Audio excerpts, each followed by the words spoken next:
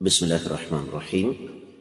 معزز خواتین حضرات، السلام علیکم ورحمۃ اللہ وبرکاتہ۔ اللہ ملک العلم رب الجلال والاکرام کا یہ فضل و کرم اور اس ذات بابرکات کی یہ بے پایاں رحمتوں کا ایک تسلسل ہے کہ رب کائنات نے نبی رحمت صلی اللہ علیہ وآلہ وسلم کے ذریعے ہمیں مختلف مواقع پر مختلف دعائیں سکھائی ہیں۔ آج کی آیت مبارکہ شیطانی وساوس سے بچنے کی قرآنی دعا۔ آئیے سب سے پہلے آیت مبارکہ کی تلاوت کرتے ہیں۔ اللہ ملک العلم رب الجلال والاکرام ارشاد فرماتے ہیں،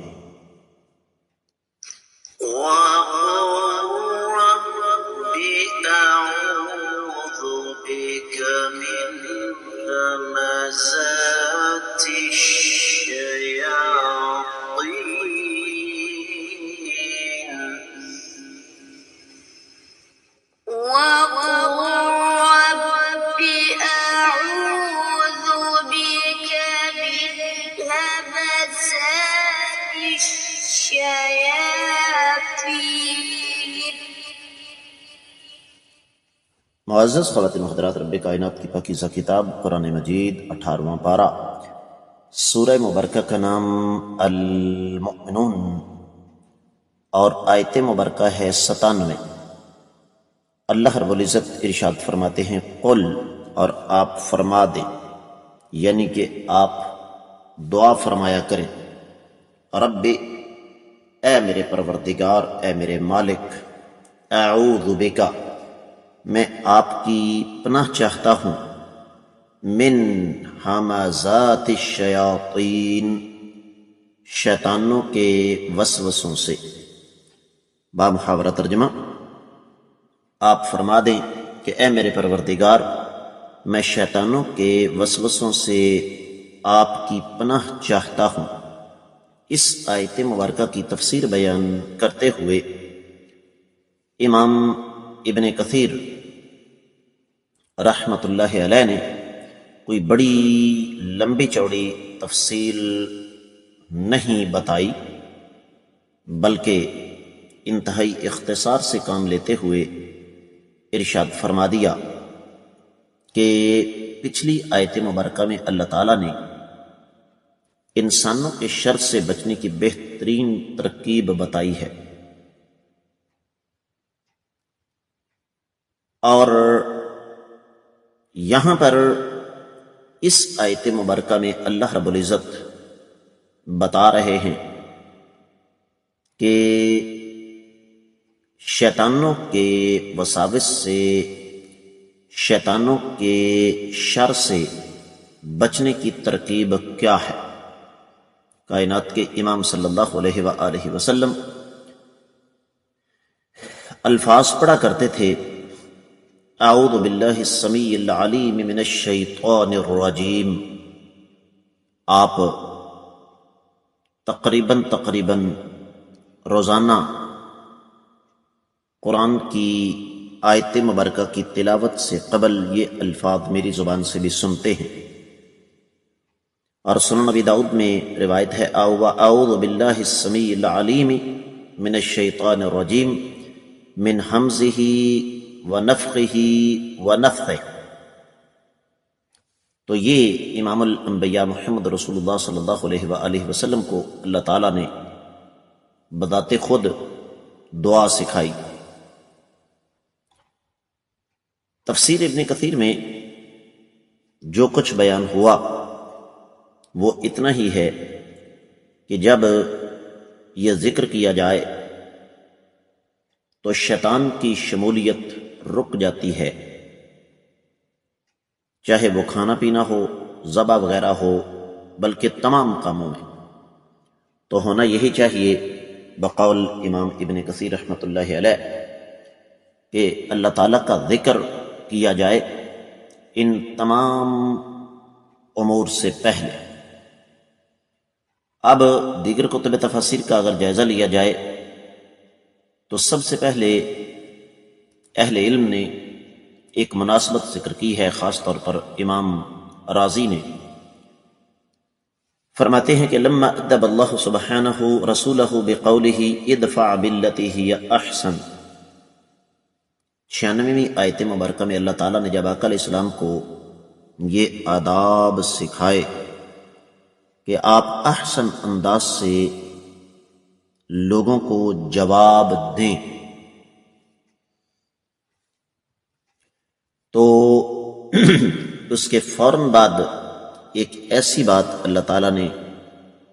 ہمارے سامنے رکھی ہے جو اس چیز کو مزید مضبوط کرتی ہے،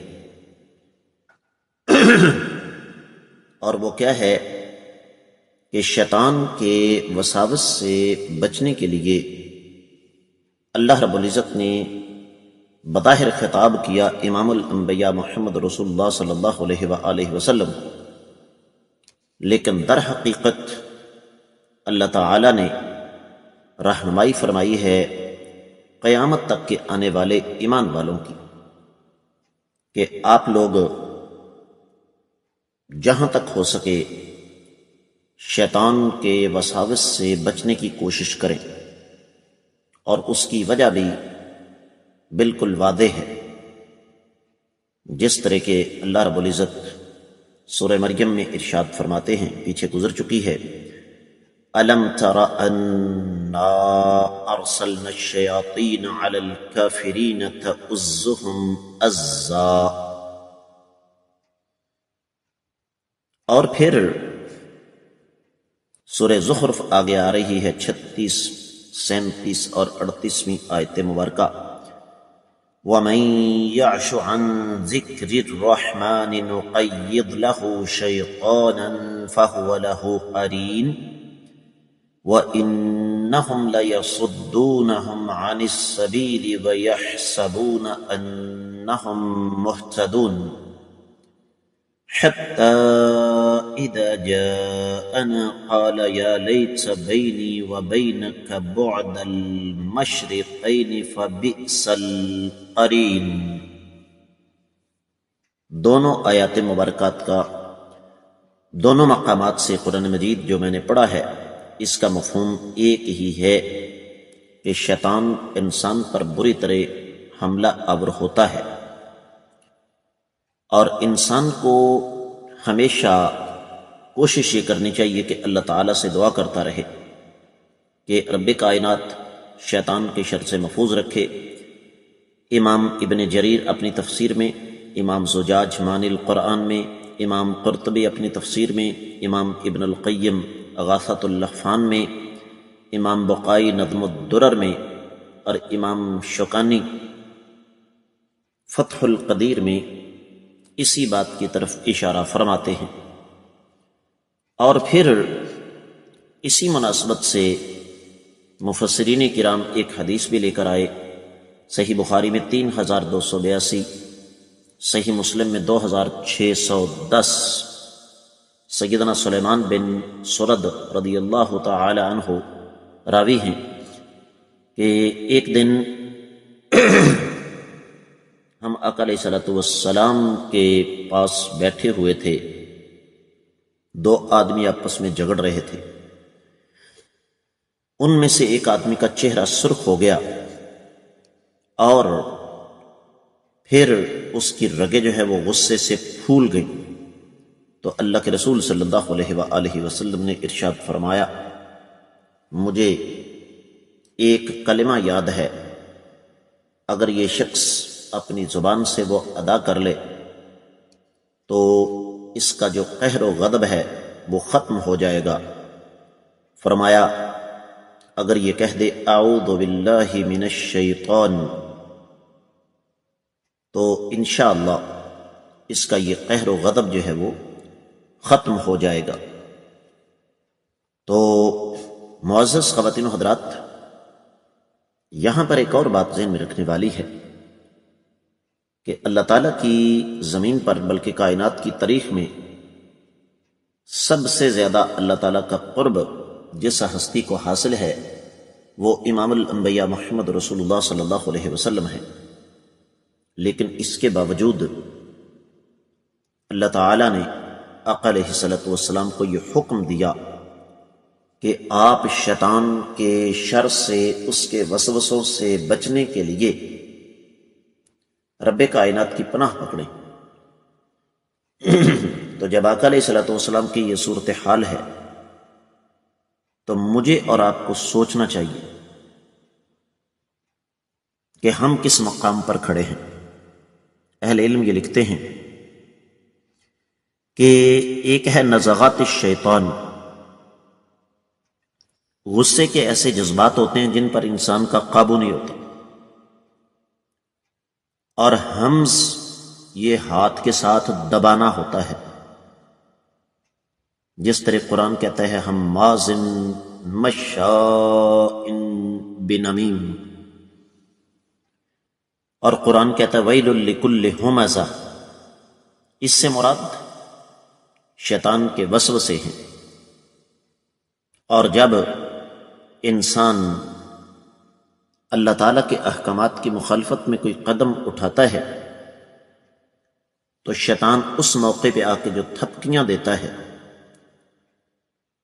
تاکہ انسان اس کام کو زیادہ دل جمی کے ساتھ کرتا رہے۔